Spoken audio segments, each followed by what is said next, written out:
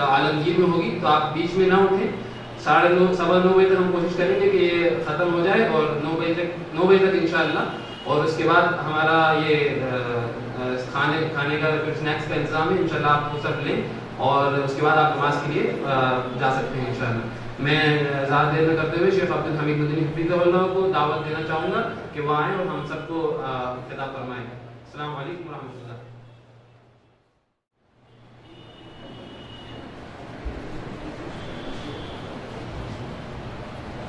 السلام علیکم ورحمۃ اللہ وبرکاتہ. ان الحمد للہ نحمده ونستعینه ونستغفره ونؤمن به ونتوکل علیہ ونعوذ باللہ من شرور انفسنا ومن سیئات اعمالنا. من يهده الله فلا مضل له ومن يضلل فلا هادي له واشهد ان لا اله الا الله واشهد ان محمدا عبده ورسوله. اما بعد فقد قال الله تعالى في كلامه المجيد والفرقان الحميد. فاعوذ بالله من الشيطان الرجيم. بسم الله الرحمن الرحيم. اليوم اكملت لكم دينكم واتممت عليكم نعمتي ورضيت لكم الاسلام دينا. وقال في موضع آخر ان الدين عند الله الاسلام. تعریف و توصیف حمد و ستائش اس وحدہ لا شریک کے لیے جو یک و تنہا اس کائنات کا خالق و مالک ہے. اور اس کے بعد انگنت بے شمار درود و سلام سب سے آخری نبی سید المرسلین شافی محشر ساقی کوثر احمد مجتبی محمد مصطفیٰ صلی اللہ علیہ وسلم کی ذات گرامی پر اللہم صلی علی محمد وعلی آل محمد کما صلیت علی ابراہیم وعلی آل ابراہیم انکا حمید مجید. اللہم بارک علی محمد وعلی آل محمد كما باركت على إبراهيم وعلى آل إبراهيم إنك حميد مجيد. رب اشرح لي صدري يسر لي أمري واحلل عقدة من لساني يفقهوا قولي. ربي زدني علما ربي زدني علما ربي زدني علما. اللہ رب العالمین کا بے پناہ احسان و کرم ہے. دوسری مرتبہ النصیحہ کے اس پروگرام کے اندر آنے کا مجھے اتفاق ہوا. سب سے پہلے ہم اللہ رب العالمین سے یہ دعا کرتے ہیں تمام ہمارے بھائی بزرگ مائیں بہنیں جو بھی یہاں پر حاضر ہیں, ہم تمام اللہ رب العالمین سے یہ دعا کرتے ہیں کہ الہی اے مولا سنڈے یا چھٹی کے دن اپنی مصروفیات کو چھوڑ کر جو بھی لوگ یہاں پر حاضر ہوئے ہیں, ہم تمام کے آنے کا مقصد یہ ہے کہ جو سنیں گے اس پر عمل کریں گے تو اللہ تعالیٰ تو ہمیں عمل کرنے کی توفیق عطا فرمائے. الہی اے مولا اذان کا وقفہ ہے, اذان لے کر پھر شروع کرتے ہیں. وہ ہے دعوت و تبلیغ, اہمیت اور فضیلت اور طریقہ کار. جیسا کہ میں نے آپ کے سامنے شروع میں جو آیت تلاوت کی ہے, سب سے پہلے تو جب دعوت و تبلیغ کا عنوان, اس عنوان پر ہم بات کرتے ہیں, پہلی چیز یہ آتی ہے کہ ہم دعوت و تبلیغ کا کام کیوں کریں.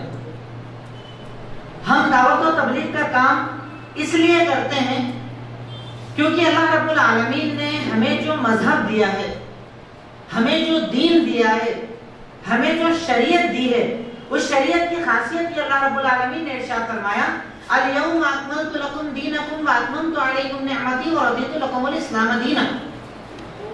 حجۃ الوداع کا موقع جب اللہ کے رسول صلی اللہ علیہ وسلم حج کرنے کے لیے گئے, حجۃ الوداع کے اس موقع پر عرفہ کے اس میدان کے اندر اللہ رب العالمین نے سورہ مائدہ کی جب یہ آیت نازل کی, اللہ رب العالمین نے یہ پیغام دیا کہ دین اسلام کی خاصیت یہ ہے کہ یہ مذہب اللہ تعالیٰ کی طرف سے اترا ہوا ہے, انسان کا بنایا ہوا نہیں, انسان کی سوچ نہیں, کسی عام انسان کا دیا گیا نہیں, یہ انسانیت سے اوپر اٹھ کر اللہ رب العالمین کا دیا ہوا مذہب ہے.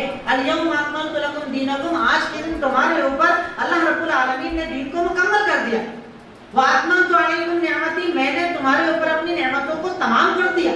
ورضیت لکم الاسلام دینا, اور تمہارے لیے اس دین کو, اس اسلام کو میں نے قبول کر لیا کہ اب اگر کسی کو کامیاب ہونا ہے تو اسی دین کو قبول کرنا ہوگا. یعنی اس اسلام کی خاصیت کیا کہ یہ اسلام اللہ رب العالمین کی طرف سے نازل کیا ہوا دین ہے, انسان کا بنایا ہوا نہیں, کسی عام سوچ اور فکر کے نتیجے میں پیدا ہوا نہیں. یہ دین, یہ مذہب اللہ رب العالمین کا دیا ہوا ہے, اور جو اللہ کی طرف سے نازل کیا گیا ہے, یقیناً اس سے اچھا مذہب دنیا کے اندر کوئی ہو سکتا نہیں ہو سکتا. تو جب اتنا اچھا مذہب ہے ہمارے پاس تو ہمارا کام کیا ہے, اس اچھے अच्छाई को जानने के बाद लोगों तक पहुंचाना। जिसे खुद मैं आपके सामने बैठा हूं, अभी फुआद भाई ने आपके सामने बताया कि हमारे वालिद साहब का ताल्लुक जैन मजहब से था, जैन थे, इस्लाम की दावत मिली, इस्लाम कबूल किया, मुझे आलिम फाजिल बनाया। अब जब उन्होंने कबूल किया तो उनके अंदर ये तड़प आई कि मैं कबूल कर चुका हूं, मैंने कबूल किया, तो ये तड़प आई कि जब मैंने इस दिन को कबूल कर लिया, अब मेरा काम है लोगों तक ये दिन पहुंचाना।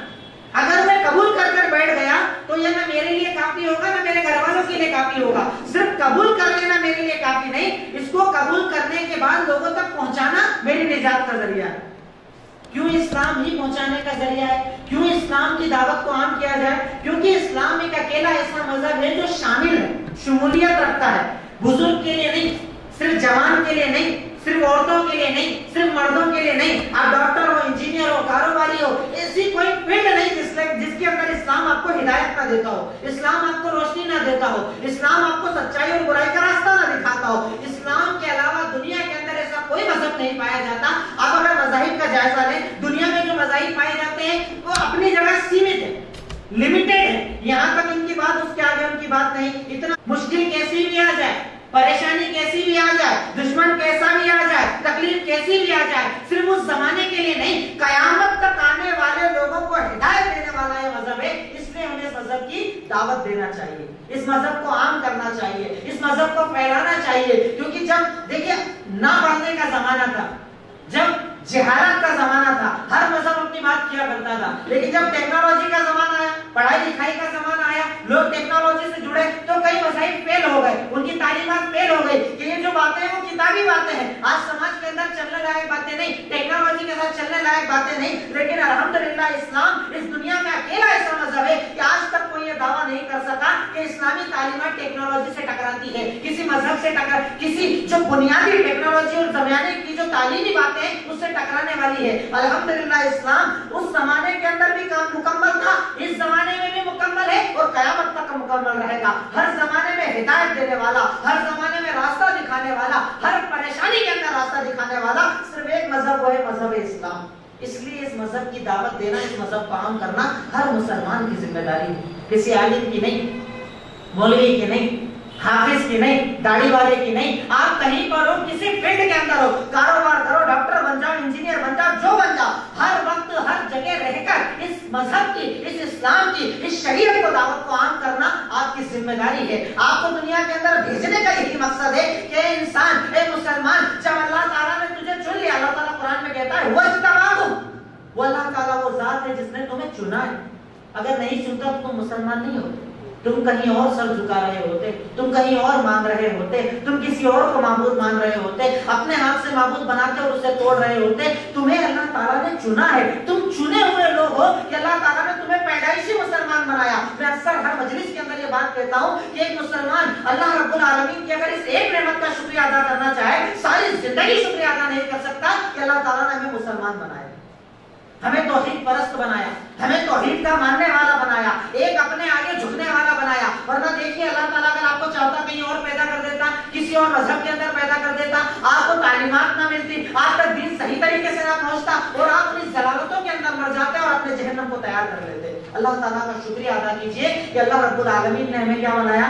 मुसलमान बनाया, कुरान का मानने वाला बनाया, हदीस का मानने वाला बनाया, दीन और शरीयत का मानने वाला बनाया। मुझ जैसे सैकड़ों आपके सामने मिसाल मिलेंगे कि जो लोग वहां से निकलकर इस्लाम के अंदर आए। आप तो अल्लाह का शुक्रिया अदा कीजिए कि पैदाइश जब आपकी हुई, माँ बाप ने पहली चीज आपको सिखाई, बेटा पढ़ो ला इलाहा इल्लल्लाह मुहम्मद रसूल।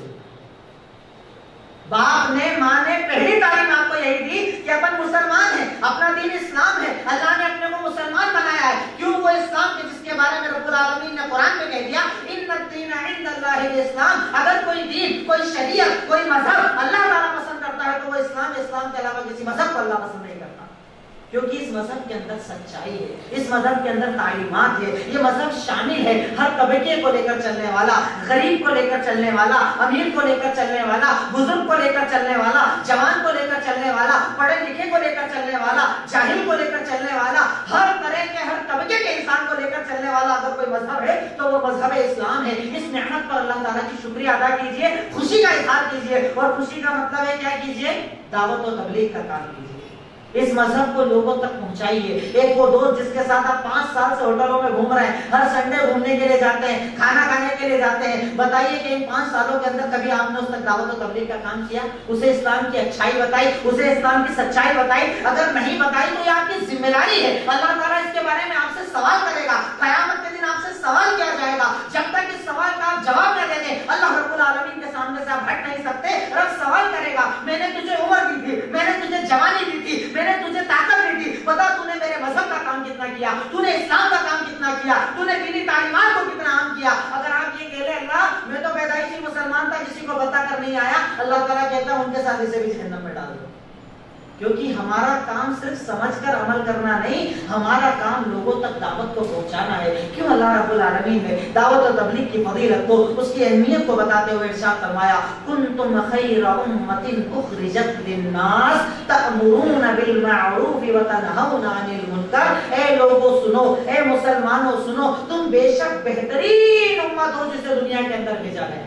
کنتم خیر امت, تم سب سے بہترین امت ہو جسے اللہ تعالیٰ نے دنیا کے اندر بھیجا ہے. تم بہتر کیوں ہو, تم اچھے کیوں ہو, تم افضل کیوں ہو؟ کیونکہ تمہارا کام یہ ہے کہ تم بھلائی کا حکم دیتے ہو, برائی سے روکتے ہو اور اپنے رب پر ایمان رکھتے ہو. اچھے کب ہو, بہتر کب ہو, اونچے کب ہو؟ جب تم امر بالمعروف اور نہی عن المنکر کا کام کرو گے, دعوت و تبلیغ کا کام کرو گے, حق کو پہنچانے کا کام کرو گے, باطل سے لوگوں کو روکو گے, برائی چھوٹی ہو یا بڑی لوگوں کو روکو گے, اچھائی چھوٹی ہو یا بڑی لوگوں تک پہنچاؤ گے, تب کامیاب ہوگے, ورنہ تم کامیاب ہونے والے نہیں. خوش ہو جانا, نام عبداللہ عبد الرحمن رکھ کر, گھر میں گوشت کھا کر, منہ پر داڑھی لگا کر سوچنا کہ میں کامیاب ہو گیا, لیکن رب کہہ رہا ہے تو کامیاب اس وقت ہوگا, تیری نجات اس وقت ہوگی, تیری جنت تب ہوگی, تو جہنم سے تب بچے گا, تو عذاب قبر سے تب بچے گا جب تم لوگوں کو بھلائی کا حکم دے گا اور برائی سے روکے گا. یہ عمل کیا تو کامیاب, اور اگر یہ عمل نہیں کیا تو ناکام ہو جائے گا. غور کریں سورہ بقرہ, آپ ابتدا سورہ بقرہ کو اگر آپ کھولیں گے, 5ویں پیج کے اندر اللہ رب العالمین نے قوم کا ذکر کیا. کون سی قوم؟ جسے بنی اسرائیل کہا جاتا ہے, یہود اور نصارہ. اللہ تعالیٰ نے یہی جملہ ان کو بھی کہا تھا. کیا کہا تھا؟ یا بنی اسرائیل اذکروا نعمتی التي انعمت علیکم وانی فضلتکم علی العالمین. اے بنی اسرائیل میری نعمتوں کو یاد کرو جو میں نے تم پر نعمتیں کی ہے. کتنی نعمتیں میں نے تم پر کی تھی, اور ان نعمتوں میں سب سے بڑی نعمت جو تمہارے اوپر کی وہ یہ کہ میں نے تمہیں سب سے افضل بنایا ہے. بنی اسرائیل کو کیا بنایا تھا اللہ تعالیٰ نے؟ سب سے افضل بنایا ہے. بنی اسرائیل سب سے اونچے ہیں, یہود اور نصارہ سب سے اونچے ہیں. ان کا جیسا مقام اللہ تعالیٰ نے کسی کو نہیں دیا ہے. اتنا بڑا مقام جب رب العالمین نے دیا, ان لوگوں نے جب دعوت و تبلیغ کا کام نہیں کیا, دین کو پھیلانے کا کام نہیں کیا, اچھائی کو عام کرنے کا کام نہیں کیا, برائی سے روکنے کا کام نہیں کیا, تو یہی وہ قوم ہے کہ آج ایک مسلمان اللہ کے رسول صلی اللہ علیہ وسلم کے زمانے سے آج تک اور قیامت تک اگر بچہ بھی نماز پڑھتا ہے تو وہ کیا کہتا ہے؟ اہدنا الصراط المستقیم صراط الذین انعمت علیہم غیر المغضوب علیہم ولا الضالین. اے اللہ سیدھا راستہ دکھا, اے اللہ ان کا راستہ دکھا جن پر تو نے انعام کیا, اے اللہ مغضوب سے بچا لے, اے اللہ ضالین سے بچا لے. جنہیں رب نے کہا تھا اپنی ذمہ داری کو چھوڑ دیا, اپنے عمل کو چھوڑ دیا, تو اگر اللہ نے امت محمدیہ کو بہتر بنایا, افضل بنایا, تو افضل وہ جو عمل کرنے والا ہے, ورنہ نام رکھنے والے کو اللہ تعالیٰ افضل بنانے والا نہیں. اللہ تعالیٰ تمہیں افضلیت دینے والا نہیں ہے, اللہ تعالیٰ تمہیں جنت دینے والا نہیں ہے, اللہ تعالیٰ جہنم سے بچانے والا نہیں ہے. کنتم خیر امت, تم بہترین امت تب ہوگے جب تم امر بالمعروف اور نہی عن المنکر کا کام کرو گے. یہ ذمہ داری مرد کی بھی, یہ ذمہ داری عورت کی بھی, یہ ذمہ داری بزرگ کی بھی, یہ ذمہ داری بچے کی بھی. جہاں جیسا شعور آپ کے پاس ہے, جہاں جیسی برائی آپ کو نظر آئے, روکنا آپ کا کام, یہی آپ کی ذمہ داری ہے. اور اگر اس ذمہ داری کو پورا نہیں کیا, اللہ تعالیٰ کے عذاب سے کون بچائے گا؟ کیوں اللہ تعالیٰ نے قرآن پاک کے اندر اسی دعوت و تبلیغ کی اہمیت کو بتاتے ہوئے ارشاد فرمایا, وَمَنْ أَحْسَنُ قَوْلًا مِّمَّنْ دَعَا إِلَى اللَّهِ وَعَمِلَ صَالِحًا وَقَالَ إِنَّنِي مِنَ الْمُسْلِمِينَ. اس شخص سے اچھی بات کس کی ہوگی؟ اللہ تعالیٰ کہتا ہے کہ بات کرنے والے تو بہت ہیں, ہم دیکھتے ہیں نا اسپیچ دینے والے, تقریر کرنے والے, لیکچر دینے والے دنیا میں بہت ہیں. اللہ تعالیٰ کہتا ہے ان تمام بولنے والوں میں سب سے افضل وہ ہے جو لوگوں کو دین کی دعوت دیتا ہے. اس کی بات سب سے اچھی ہے, اس کا کلمہ سب سے اچھا ہے, اس کی زبان سب سے اچھی ہے. یعنی رب کی نظر میں سب سے اچھا جملہ, سب سے اچھی بات, سب سے اچھی آواز اس شخص کی جو اللہ تعالیٰ کے دین کی طرف لوگوں کو بلاتا ہے. ومن احسن قولا، اس شخص سے اچھی بات کس کی ہوگی جو لوگوں کو دین کی طرف بلاتا ہے، دعوت و تبلیغ کا کام کرتا ہے، اس شریعت کو پھیلانے کا کام کرتا ہے اور نیک عمل کرتا ہے. جو ایسا کرتا ہے وہ اللہ کے نزدیک سب سے زیادہ اونچا ہے. اس شخص سے بڑا مقام اور مرتبہ کسی انسان کا نہیں ہو سکتا جو اللہ تعالیٰ کے دین کی طرف لوگوں کو دعوت دیتا ہے، دین کی طرف لوگوں کو بلاتا ہے. کیوں اللہ تعالیٰ نے قرآن پاک کے اندر ارشاد فرمایا فلولا نفر من كل فرقة منهم طائفة. ایسا کیوں نہیں ہوتا کہ مسلمانوں کی بڑی بڑی جماعتوں میں چھوٹی چھوٹی ٹکڑیاں ایسی ہو جو دعوت و تبلیغ کا کام کرے، لوگوں کو دین بتانے کا کام کرے، اچھائی کا حکم دے، برائی سے روکے. اسی دعوت و تبلیغ کی اہمیت کو بتاتے ہوئے صحیح بخاری مسلم متفق علیہ روایت ہے، اللہ کے رسول صلی اللہ علیہ وسلم نے ارشاد فرمایا من را منکم منکرا فلیغیرہ بیدہ وَإِن لَّمْ يَسْتَطِعْ فَبِلِسَانِهِ وَإِن لَّمْ يَسْتَطِعْ فَبِقَلْبِهِ وَذَلِكَ أَضْعَفُ الْإِيمَانِ. تم میں سے اگر کوئی کسی برائی کو ہوتے ہوئے دیکھے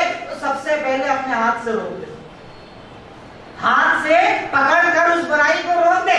اگر ہاتھ سے روکنے کی طاقت نہ ہو، زبان سے لوگوں کو بتائے کہ یہ گناہ ہے، یہ برائی ہے، یہ غلط کام ہے، یہ کام کرنا ہی ہوگا.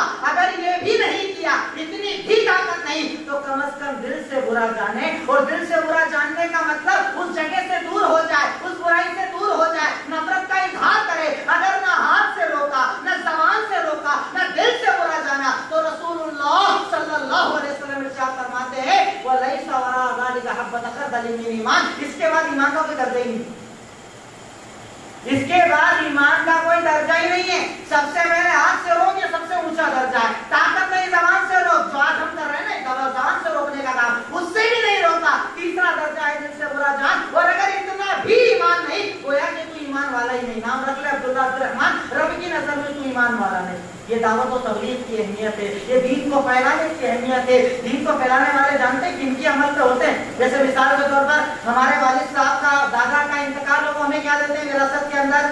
2 بنگلے، 2-4 گاڑیاں، سونا چاندی، وہ زمین جائیداد، کھیت مل جائے گا. پتہ ہے انبیاء کرام کی وراثت کیا ہے؟ انبیاء کرام کی وراثت یہی علم، قرآن، حدیث. اس کو پھیلانے والے کس کے وارثین ہوتے ہیں پتہ ہے؟ یعنی باپ دادا تو مال چھوڑ کر جا رہے ہیں، انبیاء کیا چھوڑ کر جاتے ہیں؟ انبیاء لم یورثوا دینارا ولا درہما ولکن ورثوا العلم. انبیاء کرام اپنی وراثت کو چھوڑ کر جاتے ہیں. ان کی وراثت ہوتی ہے علم، ان کی وراثت ہوتی ہے یہ دین اور شریعت. اس وراثت کو لینے والا، اسے پہنچانے والا گویا کہ نبیوں کے راستے پر. بتائیے اس سے افضل راستہ کوئی ہو سکتا ہے؟ اب انجینئر بن جائے، ڈاکٹر بن جائے، کچھ بھی بن جائے، کتنا ہی بڑی آپ پوسٹ حاصل کر لیں، بڑے بڑا خوب آپ کے بنگلے بن جائے، گاڑیاں آ جائیں، سب کچھ دنیا کی نعمت آپ حاصل کر لیں، لیکن انبیاء کے اس راستے پر چلنے والوں سے افضل دنیا میں کوئی ہو سکتا؟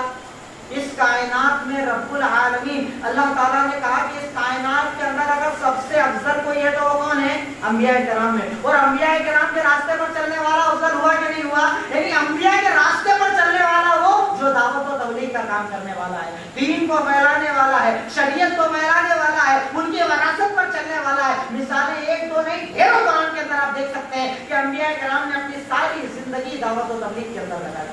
ساری زندگی کا شیوا وہی تھا، ساری زندگی کا کام وہی تھا. اللہ رب العالمین نے سورہ ہود کے اندر، سورہ قصص کے اندر، سورہ بقرہ کے اندر، سورہ مائدہ کے اندر، ہر سورہ کے اندر تقریباً انبیاء کرام کا ذکر کیا. کہیں ارشاد فرمایا وَلَقَدْ أَرْسَلْنَا نُوحًا إِلَىٰ قَوْمِهِ فَقَالَ يَا قَوْمِ اعْبُدُوا اللَّهَ مَا لَكُم مِّنْ إِلَٰهٍ غَيْرُهُ.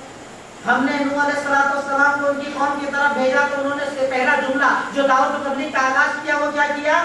اے میری قوم والو، اللہ کی عبادت کرو، اس کے ساتھ شرک نہ کرو. اگر جنت چاہیے، نجات چاہیے، جہنم سے بچنا ہے، اگر تم اللہ تعالیٰ کی رضامندی چاہتے ہو تو اللہ تعالیٰ کی ہی عبادت کرو، اس کے ساتھ کسی کو شریک مت کرو. دعوت و تبلیغ کا کام کس کا عمل ہے؟ انبیاء کرام کا عمل ہے. کرنا چاہیے کہ نہیں؟ عمل کرنا چاہیے نا. لیکن بولتے مولانا ٹائم کہاں ہے؟ دکان سے آنے کے بعد فرصت کہاں ہے؟ گھر کے اندر اتنی فرصت کہاں ہے؟ ہاں، آدمی کتنا بھی تھکا ہوا ہو، کھانا کھا کر سوتا ہے کہ بھوکا سو جاتا ہے؟ سوتا ہے. کیوں؟ جسم کی ضرورت ہے، پیٹ کی ضرورت ہے. نہیں کھائیں گے مولانا نیند ہی نہیں آئے گی. ویسے ہی دعوت تبلیغ کے بنا تجھے نیند نہیں آنا چاہیے. اسے اپنی عادت بنا لے، مقصد بنا لے، ہدف بنا لے کہ رب نے اگر مجھے ایک دن میں 24 گھنٹے میرے لیے دیے ہیں تو مجھے 1 گھنٹہ اللہ کے لیے نکالنا. زیادہ نہیں، 1 گھنٹے سے شروعات کر کے تو دیکھو، ٹارگیٹ بنا کر دعوت دے کر تو دیکھو. اللہ تعالیٰ نے 24 گھنٹے دیے، اتنی بڑی نعمت دی، اتنا بڑا انعام کیا. آج سے میں 1 گھنٹہ رب کے لیے نکالوں گا. 1 گھنٹے میں 1-2 لوگوں سے ملاقات کروں گا، کوئی برائی دیکھی اسے لوگوں کو روکوں گا، اچھائی جو میں جانوں گا لوگوں تک پہنچاؤں گا. پھر دیکھو اللہ تعالیٰ آپ کے باقی بچے ہوئے 23 گھنٹے घंटों में कितनी बरकत डाल देते हैं। काम थोड़ा करोगे बरकत ज्यादा आएगी, रोजी के लिए मेहनत थोड़ी करोगे बरकत ज्यादा आएगी। ये रब का वादा है, जो रब के लिए करता रब उसके लिए करता। तू थोड़ा कर, रब ज्यादा करने वाला है। ये दावत और तबलीग की फजीलत है कि अंबिया इकराम का ये सेवा था, अंबिया इकराम का ये अमल था। और दावत और तबलीग के लिए अंबिया इकराम ने अपनी सारी जिंदगियों को लगा दिया। और दावत और तबलीग का हमेशा आगाज किया तौहीद से। सबसे पहली दावत जो अंबिया इकराम ने दी, सबसे पहला अमल जो अंबिया इकराम ने किया, अंबिया इकराम की दावत का अगर आप पूरा मरकूज यानी मरकज उठाकर देख ले, सेंटर उठाकर देख ले, तो हर नबी ने अपनी दावत का आगाज कहां से किया? अल्लाह ताला की तौहीद से। अल्लाह ताला ने कुरान पाक में इरशाद फरमाया ना, वलक़द बअथना फी कुल्लि उम्मतिन रसूला अन इअबुदुल्लाह वज्तनिबुत तागूत। हमने हर जमाने के अंदर रसूलों को भेजा, हमने हर कौम में रसूलों को भेजा, हर जगह नबियों और रसूलों को भेजा। इनकी बिअसत का मकसद क्या हुआ करता था? ए लोगों, अल्लाह की इबादत करो, अल्लाह के साथ किसी को शरीक ना करो। हजरत नूह अलैहिस्सलाम को जब दुनिया के अंदर भेजा, क्यों? कुरान पाक में अल्लाह ताला ने कहा कि हजरत नूह ने अपनी सारी जिंदगी तकरीबन 950 साल सिर्फ तौहीद की दावत दी। नमाज, रोजा, ज़कात, हज कुछ नहीं। क्या दावत दी? ए लोगों, अल्लाह की इबादत करो, उसके साथ शिर्क ना करो।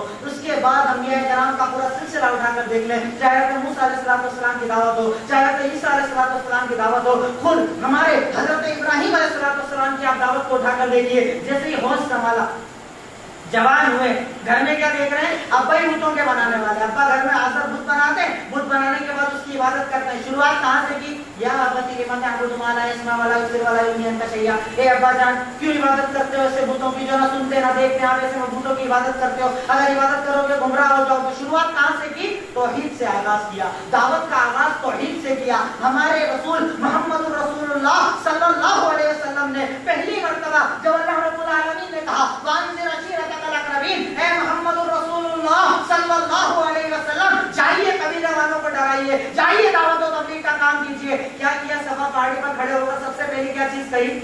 क़ूलू ला इलाहा इल्लल्लाह तुफ़्लिहू। ए लोगों, कहो अल्लाह के सिवा कोई इबादत के लायक नहीं, कामयाब हो जाओगे। दावत का आगाज कहां से करना चाहिए? तौहीद से आगाज करना चाहिए। सबसे पहली दावत तौहीद की। जब किसी को दावत दो, गैर मुस्लिम को मिसाल के तौर पर दावत देना, सबसे पहले उसे ये बताइए कि आसमान का बनाने वाला कौन? अल्लाह ताला। देखिए पुराने पाक को पढ़िए। हमारी, मैं इससे पहले भी तकरीर में आया था, मैंने आपको यही चीज कही थी, अभी भी इस तकरीर के अंदर यही कहता हूँ कि हमारा सबसे बड़ा अलमिया यह है कि हमने उस किताब को तो सजा कर रख दिया जो पढ़ने वाली किताब है। हमने उस किताब को गिलाफ के अंदर सजा कर रख दिया जो पढ़ने वाली किताब थी। उठाइए कुरान, खोलिए। क्यों? अल्लाह ताला कहता है कि हमने जमीन को बिछाया है, हमने आसमान को फैलाया है, हमने आसमान को बिना सुकून के खड़ा किया है। क्या तुम जान